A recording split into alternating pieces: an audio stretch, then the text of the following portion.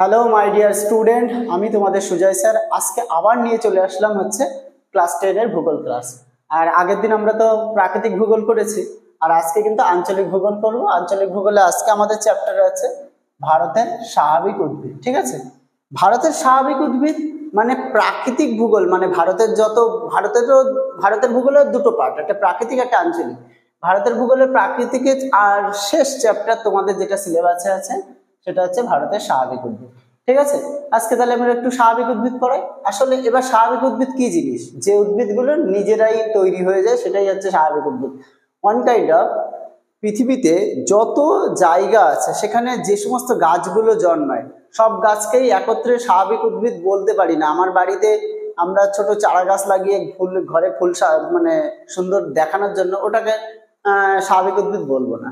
স্বাভাবিক উদ্ভিদ যেটা বলবো সেটা প্রাকৃতিক ভাবে ন্যাচারাল ভাবে এমনি ভাবেই হয়ে যায়, যেগুলোকে রোপণ করতে কম হয় সেগুলোকে, বা একটা জমিতে আমরা নিজেরা গাছ লাগিয়ে দিলাম অনেকটা বেশি জুড়ে, কিন্তু ওই শৌখিনতার জন্য বাড়িতে একটা টব লাগালাম, ওটা স্বাভাবিক উদ্ভিদ না। যাই হোক, আর স্বাভাবিক উদ্ভিদটা মূলত হয় পৃথিবীর কোনো জায়গার জলবায়ুর মধ্যে আর্দ্রতা, তারপরে আমাদের উষ্ণতা, বায়ু প্রবাহ, তার উপর ভিত্তি করে এবং মাটির গুণাগুণের উপর ভিত্তি করে কোনো জায়গায় গাছ বা স্বাভাবিক উদ্ভিদ হয়। ঠিক ভারতেও এরকম উষ্ণতা,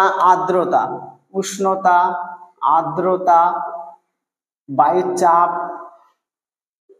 বায়ুর প্রবাহ বা বায়ুর চাপ, বায়ু প্রবাহ প্লাস মৃত্তিকা, এই সমস্ত কিছুর বৈশিষ্ট্যের উপর নির্ভর করেও ভারতে গাছপালাগুলো হয়, মানে স্বাভাবিক উদ্ভিদ হয় ভারতের বিভিন্ন জায়গায়। এই স্বাভাবিক উদ্ভিদকে আমরা 5টা ভাগে ভাগ করতে পারি। ভারতের স্বাভাবিক উদ্ভিদকে কটা ভাগ? ভারতের স্বাভাবিক উদ্ভিদের 5টা পার্ট। 5টা পার্টের মধ্যে পড়ি চিরহরিত উদ্ভিদ, ঠিক আছে। 2 নম্বর বলি পর্ণমোচী। 3 নম্বরে চলে আসি মরু উদ্ভিদ। 4 নম্বরে চলে আসি পার্বত্য বা অরণ্য উদ্ভিদ। 6 নম্বরে পার্বত্য উদ্ভিদের পরে 4 নম্বরের পরে 5 নম্বরে চলে আসি ম্যানগ্রোভ ফরেস্ট। এই ভারতের এই 5টা প্রধানত উদ্ভিদের ভাগগুলো। ঠিক আছে, এই 5টা ভাগের প্রথমটা আগে আমরা শুরু করি। পরীক্ষায় এরকম একটা প্রশ্ন দিতে পারে যে ভারতের যত উদ্ভিদ আছে, ভারতের স্বাভাবিক উদ্ভিদের শ্রেণীবিন্যাস করে যে কোনো 2টো ভাগের বৈশিষ্ট্য সহ আলোচনা করো। ঠিক আছে, আমরা এখানে স্বাভাবিক উদ্ভিদের প্রথম আমরা 5টাই বলে দেবো এবং প্রতিটা উদ্ভিদের বৈশিষ্ট্য বলে দেবো কেমন কি, এবং তোমাদের পরীক্ষার সময় তোমরা যেটা লিখবে, মূলত সবাই লেখে চিরহরিত পর্ণমোচী বা চিরহরিত ম্যানগ্রোভ বা চিরহরিত মরু উদ্ভিদ, এরকম লিখে দেয়। যাই হোক, আমরা একটু শুরু করি প্রথমে চিরহরিত উদ্ভিদ দিয়ে। চিরহরিত উদ্ভিদ কোথায় দেখা যায়? ভারতে যে অঞ্চলে বৃষ্টিপাতের মাত্রা 200 থেকে 300 সেন্টিমিটার মতো, মানে 200 সেন্টিমিটার প্লাস, সেখানে এই চিরহরিত উদ্ভিদ দেখা যায়। যেখানে অ্যাভারেজ টেম্পারেচার 25 থেকে 27 ডিগ্রি বাৎসরিক, সেখানেই এই ধরনের চিরহরিত উদ্ভিদ দেখা যায়। ভারতের কোথায় দেখা যায়? পশ্চিমঘাট পর্বতের পশ্চিম ঢাল। ঠিক আছে, আমাদের উত্তর পূর্ব ভারতের নর্থ ইস্টের এই আসাম, মণিপুর, মেঘালয়, ত্রিপুরার কিছু অংশ, আমাদের উত্তরবঙ্গের কিছু অংশ, এই জায়গা, আর আন্দামান নিকোবর দ্বীপপুঞ্জ। ঠিক আছে, তা ভারতের চিরহরিত উদ্ভিদ কোথায় দেখা যায়? পশ্চিমঘাটের পশ্চিম ঢাল, আর নর্থ ইস্টের আসাম, নাগাল্যান্ড, মণিপুরের এবং ত্রিপুরার কিছু অংশ, এবং আমাদের উত্তরবঙ্গের কিছু অংশ, এবং এই যে জায়গাটা যেটা আন্দামান নিকোবর দ্বীপপুঞ্জ, এখানে। এই চিরহরিত উদ্ভিদগুলো কি কাজে লাগে? বিশেষ করে চিরহরিত উদ্ভিদগুলোর মধ্যে অনেকগুলো গাছ আছে, শিশু, মেহগনি, আয়রনউড, রোজউড, এবনি, এই সমস্ত গাছগুলো এই চিরহরিত উদ্ভিদগুলোতে বা এখানে দেখা যায়। এইখানে সারা বছর বৃষ্টিপাতের মাত্রা প্রায় 200 সেন্টিমিটারের বেশি থাকে বলে এখানে কিন্তু ঘন জঙ্গলের সৃষ্টি হয়েছে। এখানে সারা বছর এখানে কিন্তু বৈশিষ্ট্য কিন্তু আমি পড়াচ্ছি কিন্তু, হ্যাঁ, ঘন জঙ্গলটার ঘনত্ব অনেক বেশি, মানে উদ্ভিদগুলো এত পরপর মানে গায়ে গায়ে লেগে থাকে বলে ঘনত্ব কিন্তু খুব বেশি মাত্রায় হয়। উদ্ভিদগুলো লম্বা হয়, খুব লম্বা হয়, গাছগুলো খুব লম্বা হয়, 40 থেকে 60 মিটার পর্যন্ত লম্বা হয় গাছগুলো। ঠিক আছে, লম্বা হয়। 3 নম্বরে এখানে বলতে পারি আমরা গাছগুলোর যে লম্বা যেরকম হয় সেরকম ঘনত্ব হয় বলে, এছাড়াও এই গাছগুলো কিন্তু প্রতিটা বছরের প্রতিটা সময়ে ফল ফুল ফোটে। হ্যাঁ, সারা বছরই ফল ফুল ফোটে, সারা বছরই ফল ও ফুল ফোটে, ঠিক আছে, এই গাছগুলোর ক্ষেত্রে এখানে হয়। আর আর একটা জিনিস হচ্ছে গাছগুলো জঙ্গলটা এত মানে কি বলেন না, পরপর গাছগুলো ঘন সন্নিবিশিষ্ট হয়, জঙ্গলটা কিরকম বলবো, একটা গাছের সঙ্গে আরেকটা গাছ লেগে থাকে বলে জঙ্গলের মানে উপর থেকে যে সূর্যের আলো সেটা ঠিকঠাক করে পৌঁছায় না, এই জন্য একে চিরগোধূলির অঞ্চল বলে। নিচের জায়গাগুলো কিন্তু সবসময় আলো পায় না, মানে ঘন জঙ্গল বিশিষ্ট, যেরকম নীলগিরি ফরেস্ট আমরা বলি, পশ্চিমঘাট বায়োস্ফিয়ার, তারপর উত্তর পূর্ব ভারতের অরণ্যগুলো এরকমই কিন্তু। হ্যাঁ, মানে অতিরিক্ত বৃষ্টির জন্য গাছের এত গাছগুলো ঘন সন্নিবিষ্ট লম্বা, নিচের গাছগুলো সূর্যের আলো পায় না ঠিকঠাক করে, এবং চারিদিকে একটা স্যাঁতসেঁতে জায়গা বিরাজ করে ওখানে। হ্যাঁ, স্যাঁতসেঁতে একটা থাকে। আর চিরগোধূলি অঞ্চল বা সূর্য ঠিকঠাক করে সূর্যের আলো পায় না, এইগুলো গেল। আর গাছগুলোর কিন্তু শক্ত হয়, হ্যাঁ, লম্বাটে শক্ত হয়। বিশেষ করে এই গাছগুলোর মধ্যে রোজুর, আইরন, মেহগুনির খুব ডিমান্ড বেশি, এগুলো আসবাবপত্র তৈরি করতে কাজে লাগে কিন্তু। তবে একটা জিনিস এখানে, এই যে ঘন ঘন জঙ্গল হয়, গাছগুলো কাটতে গেলে কিন্তু সমস্যা হয়, মানে দুর্গম অঞ্চল তো, প্রচুর গভীর জঙ্গল, দুর্গম অঞ্চল, সেই জন্য যেতে মানুষের সমস্যা হয় বলে গাছগুলো কাটাতে সমস্যা হয় কিন্তু, ঠিক আছে। এছাড়া এখান থেকে চিরহরিৎ উদ্ভিদের আর আমাদের কিছু পড়ার বিষয় নেই। চিরহরিৎ উদ্ভিদ কোন জায়গায় হয়, বৈশিষ্ট্য কি, আমরা একটু বলে দিলাম কিন্তু, ঠিক আছে। এবার আমরা চলে আসবো হচ্ছে পর্ণমোচী উদ্ভিদ। যে পর্ণমোচী উদ্ভিদ কোথায় দেখা যায় একটু আমরা জেনে নেব। প্রথমে পর্ণমোচী উদ্ভিদ কোন জায়গায় হতে পারে, বছরে 50 থেকে 100 সেন্টিমিটার বৃষ্টিপাত এবং টেম্পারেচার ওই 25 থেকে 32 ডিগ্রি টেম্পারেচার যেখানে অ্যাভারেজলি থাকে সেই জায়গাগুলোতে এই ধরনের, বা 30 ডিগ্রি টেম্পারেচার যেখানে থাকে সেখানে এই ধরনের গাছপালাগুলো জন্মাতে পারে। কোথায় হয়, পশ্চিমঘাটের পূর্ব ঢাল, এইটা পশ্চিমঘাটের পূর্ব ঢাল, আমাদের পশ্চিমবঙ্গ সহ এই আমাদের উত্তর ভারতের এই সমস্ত জায়গা, উত্তরপ্রদেশ, মধ্যপ্রদেশ থেকে, ঠিক আছে, বিহার, ঝাড়খণ্ড, ছত্তিশগড়, এই সমস্ত জায়গাগুলোতে এরকম হয় পর্ণমোচী গাছ।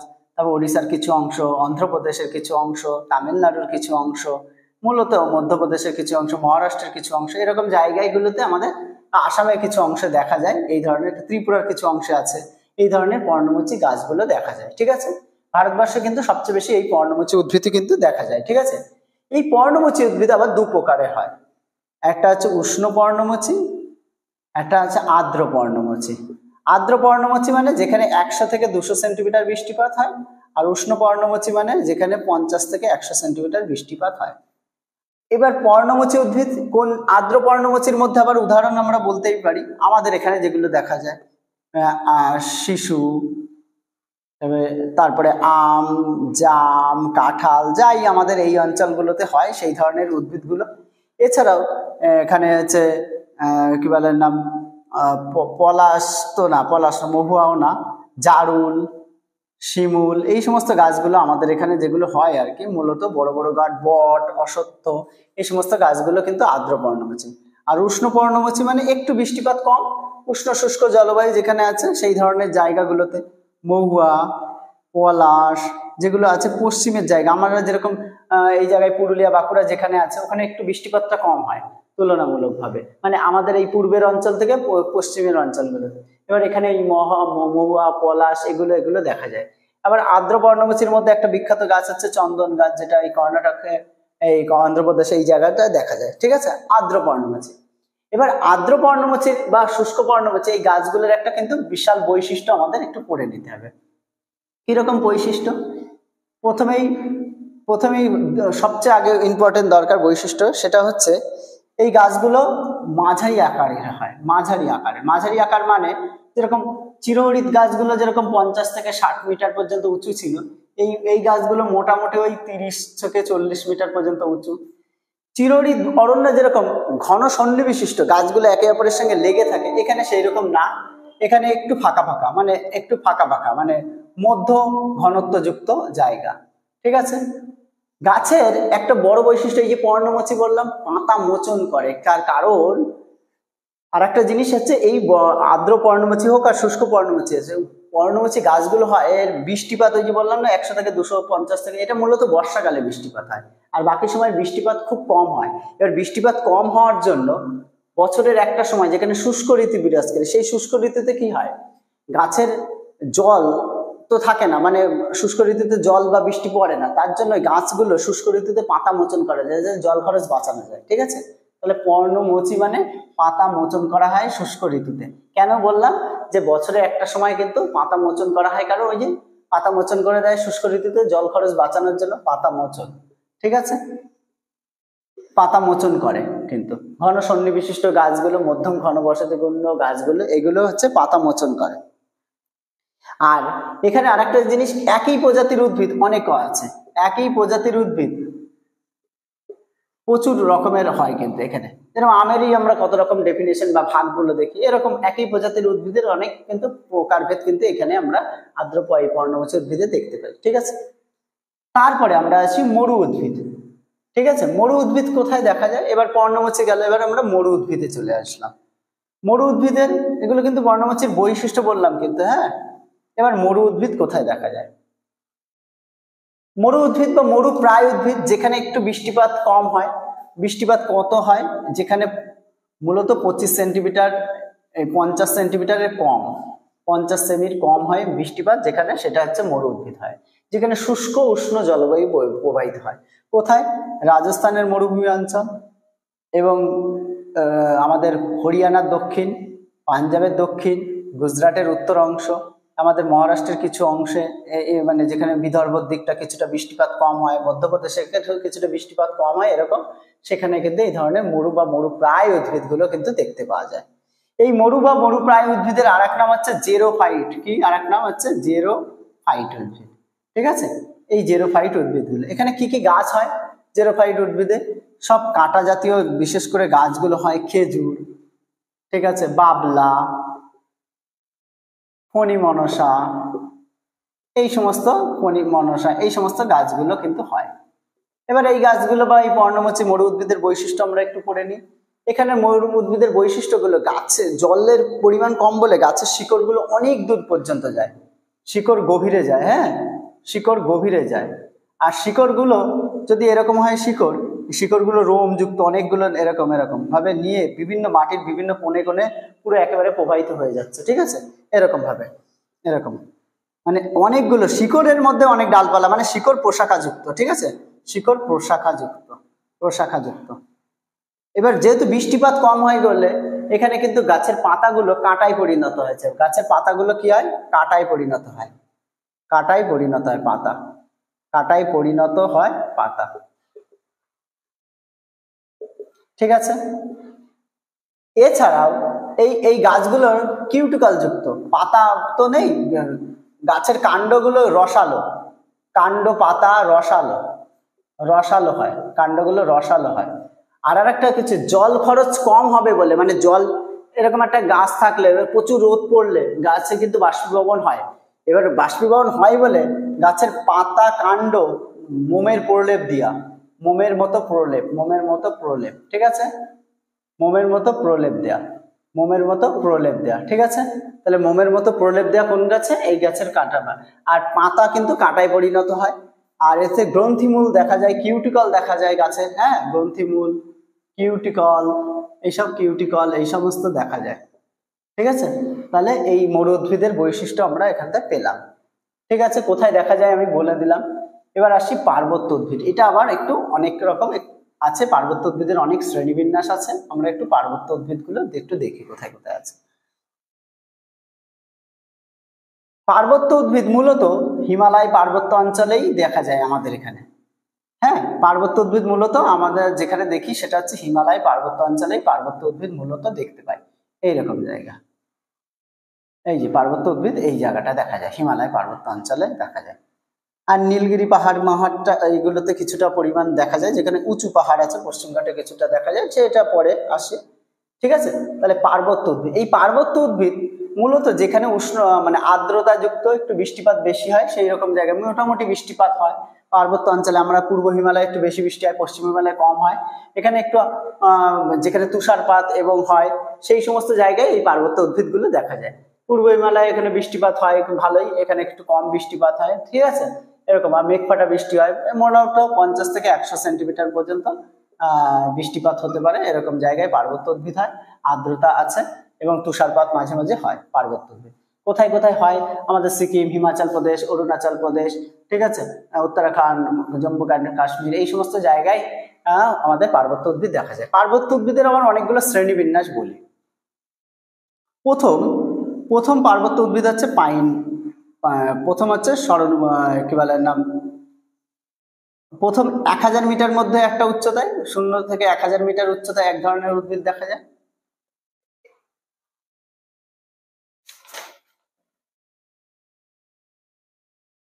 প্রথমটা হচ্ছে 1000 মিটার উচ্চতায় হচ্ছে চিরহরিৎ উদ্ভিদ দেখা যায় পার্বত্য অঞ্চলে।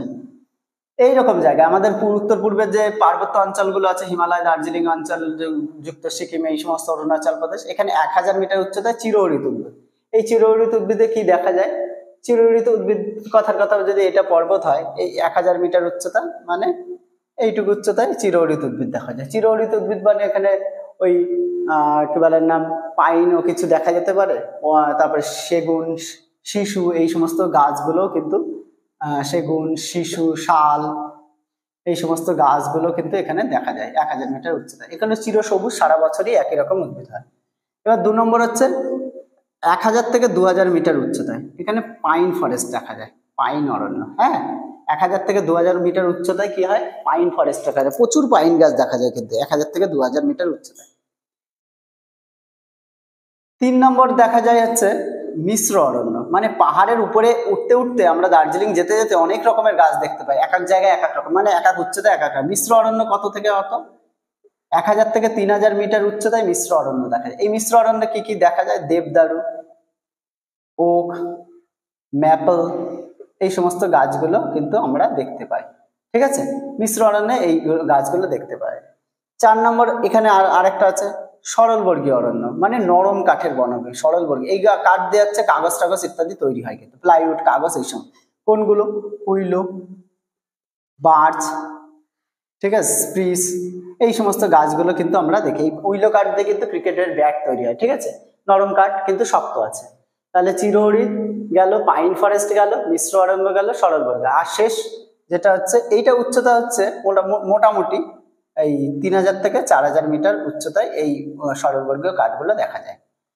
আর তবে পশ্চিম হিমালয় আবার হচ্ছে 2000 থেকে 3000 মিটার উচ্চতায় এই গাছগুলো দেখতে পাওয়া যায়।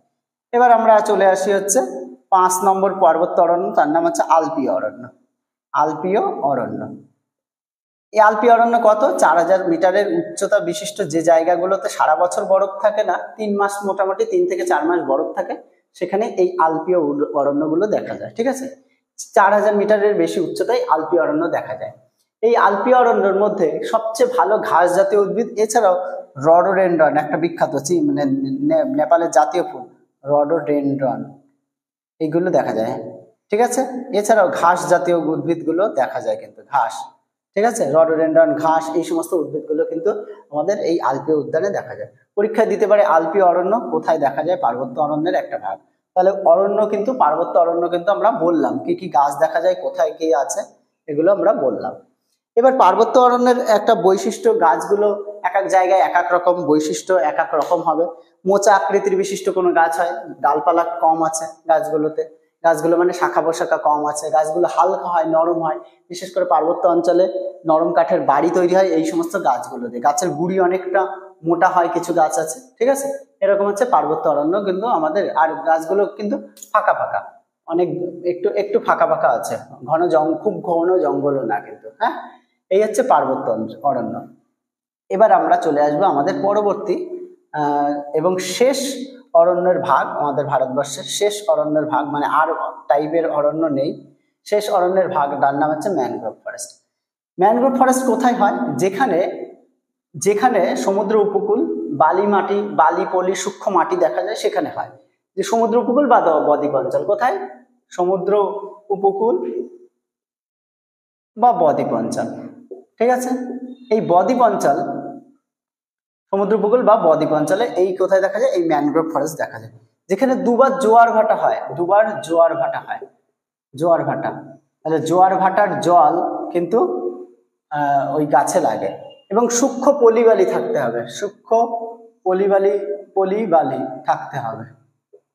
ঠিক আছে, সেখানে এই ধরনের ম্যানগ্রোভ উদ্ভিদ দেখা যায়। এর এখানে গড় টেম্পারেচার ওই সমুদ্র উপকূলে 20 থেকে 25 ডিগ্রি টেম্পারেচার থাকতে হবে, 100 থেকে 200 সেন্টিমিটারের মোটামুটি বৃষ্টি হয়। ঠিক আছে, এই ম্যানগ্রোভ ফরেস্ট। ম্যানগ্রোভ ফরেস্টে কি কি গাছগুলো হয়? গরান, সুন্দরী, গেওয়া, ঠিক আছে, হোগলা পাতা, কেওড়া পাতা, হ্যাঁ, এই সমস্ত গাছগুলো কিন্তু হয়। ঠিক আছে, ম্যানগ্রোভ ফরেস্টে। এবার ম্যানগ্রোভ ফরেস্টের বৈশিষ্ট্যগুলো আমরা একটু দেখে নিই। ম্যানগ্রোভ ফরেস্টের প্রধান বৈশিষ্ট্যগুলো এটা মুছে দিলাম। ম্যানগ্রোভ ফরেস্টের বৈশিষ্ট্যগুলো একটু পড়ি, কারণ এটা প্রচুর বাদ দেয়। ম্যানগ্রোভ ফরেস্টের বৈশিষ্ট্য, এদের নিচেরটা তো লবণাক্ত মাটি, তার জন্য ওই উপরের যখন গাছের ফল হয়, ফলের মধ্যে বীজ থাকে জানি। এর ফলের মধ্যে যেই বীজ থাকে, সেই বীজটা কিন্তু ফলের মধ্যেই অঙ্কুরিত হয়। একে জরায়ুজ অঙ্কুরোদ্গম বলে। একে হচ্ছে কি বলে? জরায়ুজ অঙ্কুরোদ্গম। জরায়ুজ অঙ্কুরোদ্গম, কারণ মাটির নিচে বীজটা পড়ে গাছ হবে না, কারণ মাটি তো লবণাক্ত মাটি। জরায়ুজ অঙ্কুরোদ্গম কেন হয়?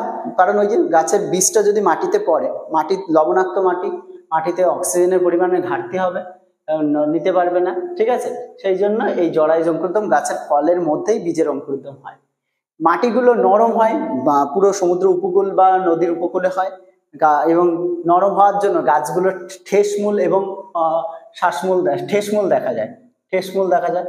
আর শ্বাস নেওয়ার জন্য অতিরিক্ত শ্বাসযন্ত্রযুক্ত শ্বাসমূল দেখা যায়। সুন্দরবন ঘুরতে গেলে এই শ্বাসমূল ঠেসমূল আলা গাছ বা এইগুলো দেখতে পাওয়া যাবে। ঠিক আছে, এইটা গেল জরায়ুজ অঙ্কুরোদ্গম, ঠেসমূল, শ্বাসমূল। গাছগুলো ঘন সন্নি বিশিষ্ট, হ্যাঁ, পরপর গাছগুলো কিন্তু পরপর এরকম, মানে একটার সঙ্গে আরেকটা গাছ লেগে থাকে না, কিন্তু মোটামুটি কাছাকাছি দূরত্বের মধ্যে গাছগুলো থাকে, ঘন জঙ্গলের মতো করেই থাকে। আর একটা জিনিস, এখানে সারা বছর গাছগুলো চিরসবুজ, হ্যাঁ, চিরসবুজ গাছগুলো কিন্তু চিরসবুজ উদ্ভিদ কিন্তু গাছগুলো। তাহলে গাছগুলো ম্যানগ্রোভ ফরেস্ট কি? ম্যানগ্রোভ ফরেস্টের বৈশিষ্ট্য কোথায় দেখা যায়? পৃথিবীর সবচেয়ে বড় ম্যানগ্রোভ ফরেস্ট এই যে আমাদের সুন্দরবন। এখানে বাংলাদেশের সুন্দরবন, আমাদের পশ্চিমবঙ্গের সুন্দরবন। টোটাল সুন্দরবন হচ্ছে পৃথিবীর বৃহত্তম ম্যানগ্রোভ ফরেস্ট। এছাড়াও এই যে এখান থেকে মহানদী চলে গেছে, মহানদী উপত্যকায় ম্যানগ্রোভ দেখা যায়। তারপরে কৃষ্ণা নদী, গোদাবরী নদী গেছে, কৃষ্ণা নদী গেছে, তাদের উপত্যকায় দেখা যায়। মহারাষ্ট্রের রত্নগিরিতে কিছু দেখা যায়, তামিলনাড়ুর কিছু অংশে দেখা যায়, কাবেরী নদীর মোহনায়। এই সমস্ত নদীর মোহনাগুলোতে এগুলো ম্যানগ্রোভ ফরেস্ট হয়। পৃথিবীর মধ্যে সবচেয়ে বেশি ম্যানগ্রোভ ফরেস্ট কিন্তু ভারতে এবং এশিয়াতে, এবং তার মধ্যে আমাদের ভারতবর্ষে কিন্তু প্রচুর পরিমাণ ম্যানগ্রোভ ফরেস্ট। পৃথিবীর সবচেয়ে বড় ম্যানগ্রোভ ফরেস্ট সুন্দরবন কিন্তু। এই হচ্ছে আমাদের অরণ্য এবং অরণ্যের শ্রেণীবিন্যাস। ঠিক আছে, এবার অরণ্য দিনকে দিন যেন নষ্ট হয়ে যাচ্ছে, এই অরণ্য নষ্ট নিয়ে আমাদের একটু কিছু পড়তে হবে। অরণ্য দিনকে দিন নষ্ট হয়ে যাচ্ছে কেন? আমরাই গাছগুলো কেটে দিচ্ছি, তার জন্যই নষ্ট হচ্ছে। এই অরণ্য নষ্ট হচ্ছে এবং একে রোধ করার উপায়গুলো কিন্তু অনেক সময় পরীক্ষায় দেয়।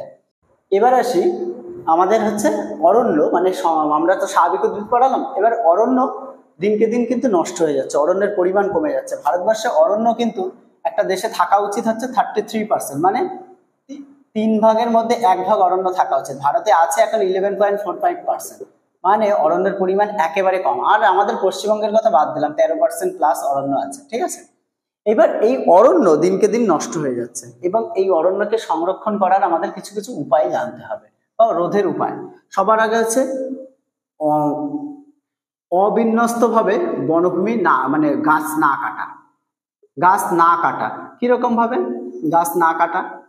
যে কোনো, ধরো কথার কথা, এখান থেকে দুটো পয়েন্ট চলে আসবে। ঠিক আছে, তোমাদের এখান থেকে গাছ না কাটা মানে যে উদ্ভিদগুলো বনভূমির মধ্যে গিয়ে অবিচারে গাছ না কাটা, মানে অবিচার মানে যা গাছ, যে খুশি গাছ না কেটে যেগুলো পরিণত গাছ সেগুলো কাটা। পরিণত গাছগুলো আমরা কেটে দিলাম, যেগুলো একটু পরিপক্ক বড় সেগুলো কেটে দিলাম। আর একটা জিনিস, ওই গাছ কাটতে গিয়ে যাতে ছোট ছোট আশেপাশের যে ছোট ছোট চারা গাছ বা জাতীয় গাছগুলো, সেই গাছ যাতে নষ্ট না হয় সেটা আমাদেরকে দেখতে হবে। ঠিক আছে, অবিচারে গাছ না কাটা বা অনিয়মিতভাবে গাছ না কাটা একটু দেখতে হবে। এখান থেকে দুটো পয়েন্ট তোমরা চলে আসতে পারে। এবার তারপরের পয়েন্ট হচ্ছে পশুচারণকে নিয়ন্ত্রণ করা। পশুচারণ, বনভূমির মধ্যে পশুপালন করাই যাবে, কিন্তু পশুচারণকে নিয়ন্ত্রণ করতে হবে। পশুগুলো যাতে ছোট ছোট চারা গাছগুলো সেগুলোকে খেয়ে না নেয়, বা অনেক পশু পাখি যদি পশু চাষ করা হয়, তাহলে অরণ্যের মধ্যে যে ঘাসপালা বা অন্যান্য লতানো গাছ আছে সেগুলো খেয়ে পুরো পরিষ্কার না করে সেগুলোকে নিয়ন্ত্রণ করতে হবে। ঠিক আছে, অবিচারভাবে এগুলো করে মানুষের মধ্যে জনসচেতনতা মানুষের মধ্যে জনসচেতনতা দিতে হবে যে গাছ কাটা বা গাছ কিন্তু অনেক উপকার করে ইত্যাদি ইত্যাদি, গাছের মাধ্যমে আমরা এই করতে পারি ইত্যাদি ইত্যাদি হয় এই আর কি, যেগুলো গাছের উপকার, গাছের বিভাগগুলো যে গাছ এই আমাদের উপকার করে, গাছের মাধ্যমে আমরা এই জিনিস পাই, বাস্তুতন্ত্রের আবাসস্থল গাছ, অরণ্য, এগুলো অক্সিজেন দেয় বা কার্বন ডাইঅক্সাইড শুষে নেয় বা খাদ্য খাবারের সংরক্ষণ, সমস্ত কিছু কিন্তু নিয়ে জনসচেতনতা প্রয়োগ করতে হবে, বিশেষ করে সাধারণ গ্রামের মানুষের মধ্যে এগুলো দিতে হবে। 3 নম্বর হচ্ছে চোরা চালান রোধ করতে হবে। চোরা চালান, কিছু চোরা চালানকারী আছে অরণ্যে গিয়ে অবিচারে গাছগুলো কেটে চোরা চালান মানে করে গাছ, দামি দামি গাছগুলোকে বিদেশে বিক্রি করে দেয় বা অন্য জায়গায় বিক্রি করে দেয়। অরণ্যে এগুলো হামেশাই হয়, আর সেগুলোতে যারা সহায়তা করে তাদের শাস্তি দিতে হবে। এইগুলো এই চোরাচালানকে রোধ করতেই হবে আমাদের মধ্যে। ঠিক আছে, তাহলে অরণ্য সংরক্ষণের এই কারণগুলোর মধ্যে কি কি বললাম? অবিচারে গাছ না কাটা, পশুচারণকে রোধ করা, মানুষের মধ্যে জনসচেতনতা দেওয়া ইত্যাদি। এছাড়াও মধ্যে বন সৃজন করতে হবে, আমাদের বনসৃজন করতে হবে। ঠিক আছে, বনসৃজন মানে গাছ লাগাতে হবে। আমরা বিভিন্ন জায়গায় দেখো না বনভূমি অরণ্য দিবস, পরিবেশ দিবসে বিভিন্ন জায়গায় গাছ লাগায়, সেই বনসৃজন করতে হবে। ঠিক আছে, আর একটা জিনিস হচ্ছে দাবানল, বনের মধ্যে দাবানল যাতে না হয় সেগুলো আমাদের লক্ষ্য রাখতে হবে। শুকনো ডালগুলোকে কেটে দিতে হবে। আবার বনভূমির মধ্যে অনেকে পিকনিক করে, সেই পিকনিকের মধ্যে পিকনিক যখন করে সেই পিকনিককে রোধ করতে হবে, মানে দাবানলের যেরকম রোধ করতে হবে পিকনিককে রোধ করলে কি হবে, পিকনিকে যাতে আগুন ব্যবহার ঠিকঠাক করে যাতে গাছে গাছে বনভূমির মধ্যে আগুন না ধরে সেগুলো রোধ করতে হবে, বিশেষ করে যেগুলো অভয়ারণ্যগুলো হয় সেগুলো। আর এছাড়াও যাতে শুষ্ক ঋতু আগে গাছের শুকনো ডালগুলো কেটে দেয় সেগুলো আমাদেরকে একটু দেখতে হবে কিন্তু। আর আরেকটা হচ্ছে কাঠের ব্যবহারকে কমাতে হবে। কাঠের ব্যবহার কমিয়ে বিকল্প জ্বালানি হিসেবে অনেকে কাঠ ব্যবহার করে, তো বিকল্প জ্বালানির ব্যবহার করতে হবে, বিশেষ করে গ্যাস জাতীয় আমরা যে এলপিজি যে গ্যাসগুলো ব্যবহার করি সেই বিকল্প জ্বালানি ব্যবহার করতে হবে। তাহলে বনভূমি কাঠ লাগবে না, তার জন্য গাছ কাটা হবে না, সুতরাং অরণ্য সংরক্ষণ থাকবে। ঠিক আছে, এই গেল আমাদের অরণ্য সংরক্ষণের উপায়গুলো। এর মধ্যে একটা জিনিস আমাদের পড়ার বিষয় আছে, দেয় পরীক্ষার ক্ষেত্রে, সেটা হচ্ছে বনসৃজন, মানে সামাজিক বনসৃজন কি জিনিস। সামাজিক বনসৃজন একটা টিকা আকারে দেবে। কিরকম টিকা আকারে দেবে সামাজিক বনসৃজন? সামাজিক বনসৃজনটা কি অ্যাকচুয়াল সেটা বলে নিই। বিশেষ করে সামাজিক বনসৃজন হলো সমাজের বিভিন্ন স্তরের মানুষের অর্থনৈতিক, সামাজিক এবং পরিবেশগত দিকটাকে উন্নয়ন করার জন্য গ্রামাঞ্চলের মানুষকে সহযোগ করে গাছপালা লাগানোকে বলা হয় সামাজিক বনসৃজন। কোথায় হয়? বিশেষ করে গ্রামাঞ্চলে সামাজিক বনসৃজন হয়। কোথায় হয় সামাজিক বনসৃজন? হয় মূলত গ্রামাঞ্চলের পতিত জমি যেগুলোতে চাষবাস হয় না, রাস্তার ধার, খালের ধার, নদীর ধার, এই সমস্ত জায়গায় কিন্তু হয়। মানে গ্রামীণ পঞ্চায়েত ব্যবস্থা সেখানে ভাগাড় তার আশেপাশে হতে পারে, নদীর পাড় বরাবর বললাম যেগুলো হয়, রাস্তার ধারে বরাবর এরকম জায়গায় হতে পারে। যে সমস্ত মন্দির মসজিদ তাদের আশেপাশের জায়গাগুলো যেগুলো পতিত হিসেবে পড়ে রয়েছে, যেগুলো ব্যবহার হয় না, সেই সমস্ত জায়গায় সামাজিক মানে গাছ লাগানো যেতে পারে। এর ফলে কি হতে পারে? গ্রামের মানুষকে যোগ করে গাছ লাগানো মানে গ্রামের একটা অর্থনৈতিক উন্নয়ন হয়। ওই গাছপালা যে ফল দেবে, যে গাছপালার কাঠের ব্যবহার হবে, সেই কাঠের ব্যবহারগুলো কিন্তু সাধারণ মানুষ, গ্রামের মানুষগুলো করতে পারে। এরকম সাধারণ সামাজিক বনসৃজন প্রথম 1971 সালে আড়াবাড়ি মডেল, মানে পশ্চিম মেদিনীপুরে আড়াবাড়ি অঞ্চলে এগুলো কিন্তু হয়েছিল। গ্রামের মানুষকে পরিবেশ সচেতনতা দেওয়া যাবে, গ্রামের পরিবেশে মানে পরিবেশ সুস্থতা থাকবে। এক, নদীর পাড় বরাবর লাগালে নদীর মাটি কিন্তু ক্ষয়ে যাবে না, মাটিকে ধরে রেখে দেবে গাছগুলো, এবং নদীতে বন্যার ভাগটাও কমানো যাবে, মৃত্তিকা ক্ষয় কম হবে, তাতে আমাদের চাষের জমিও সুরক্ষিত থাকে। এই সমস্ত কারণগুলো, এবং গাছ লাগালে আর একটা কি হচ্ছে, প্রসাধনের হার বাড়ছে, বৃষ্টিপাত স্থির থাকবে, ভৌমজলের সংরক্ষণ বাড়বে। এই সমস্ত জন্যই আমাদের কিন্তু সামাজিক বনসৃজন করা হয়। তাহলে সামাজিক বনসৃজন কেন করা হয়, কোন অঞ্চলে করা হয়, কিভাবে হয়, সেগুলো বললাম। এইটা তোমরা কিন্তু একটা টিকা আকারে পড়ে নেবে। 2 নম্বর আর একটা টিকা আকারে দেয় কৃষি বন সৃজন। কৃষি বনসৃজন গ্রামাঞ্চলে, বিশেষ করে গ্রামাঞ্চলে যেখানে কৃষিকাজ হয়, সেখানে যে পতিত জমি আছে বা কৃষকের অতিরিক্ত জমি, সেখানে কৃষক ফসল ফলানোর সঙ্গে সঙ্গেও কিছু অতিরিক্ত জমি বা পতিত জমি যেখানে চাষবাস হয় না, উর্বরতা কম, সে সমস্ত জায়গায় গাছ লাগিয়ে যে বনভূমি সৃজন করে, যে বনভূমি তৈরি করে, তাকে কৃষি বন সৃজন বলে। এই কৃষি বন সৃজন কেন করে? গ্রামের কৃষকদের, ধরো কৃষকের এইটুকু ল্যান্ড আছে, এইটুকু ল্যান্ডে চাষ হয়, কিন্তু আরো এইটুকু ল্যান্ড আছে যেখানে চাষ হয় না, জমি উর্বরতা নেই, এখানে গাছ লাগালো, গাছ লাগিয়ে কি পরিবেশের যেরকম অক্সিজেনের মাত্রা বাড়ালো, পরিবেশ স্থিতিশীল বজায় থাকলো, সঙ্গে আর একটা জিনিস হয়, সেটা হচ্ছে কি বললাম, কৃষকের আয় বাড়ে। এখানে গাছগুলো লাগানো, গাছের কাঠ, গাছ বড় হলে কাঠগুলো বিক্রি করতে পারছে, সঙ্গে গাছের ফল ফুল ইত্যাদি খাচ্ছে, কৃষক অর্থনৈতিক দিক থেকে বা কৃষকের পরিবার অর্থনৈতিক দিক থেকে উন্নত হচ্ছে। সঙ্গে কৃষকের যে এরকম যদি নদীর পাড়ে জমি হয় বা আশেপাশে জমি হয়, সেই জমির ধস থেকে রক্ষা পাচ্ছে, বা জমির ক্ষয় মানে মৃত্তিকা ক্ষয়ে যাচ্ছে সেখান থেকে রক্ষা পাচ্ছে, জলের ভৌম জলের মাত্রা বাড়ছে।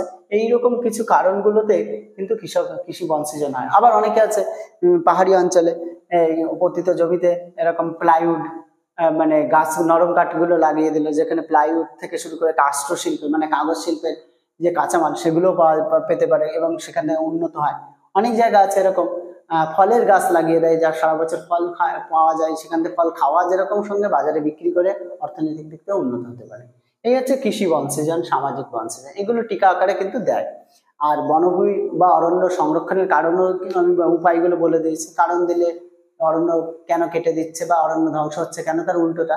যাই হোক, এগুলো বাড়ানোর সঙ্গে সঙ্গে বললাম। আর বড় প্রশ্ন এখান থেকে দিতে পারে কি, এটা হচ্ছে ভারতের অরণ্যের শ্রেণীবিন্যাস করে যে কোনো দুটো ভাগে বর্ণনা দাও। ঠিক আছে, যাই হোক, এটা আমাদের হলো। আর এখানে আজকে ভারতের স্বাভাবিক উদ্ভিদ কিন্তু এখানেই শেষ হলো। এর পরের দিন আমরা আবার প্রাকৃতিক ভূগোলে চলে যাব। প্রাকৃতিক ভূগোলেও নতুন চ্যাপ্টার শুরু হবে, পরের দিন আবার আঞ্চলিক ভূগোলেও নতুন চ্যাপ্টার শুরু হবে। ঠিক আছে, এইভাবে আমরা পড়াতে এগোবে। আজকের মতো এখানেই থাকলো।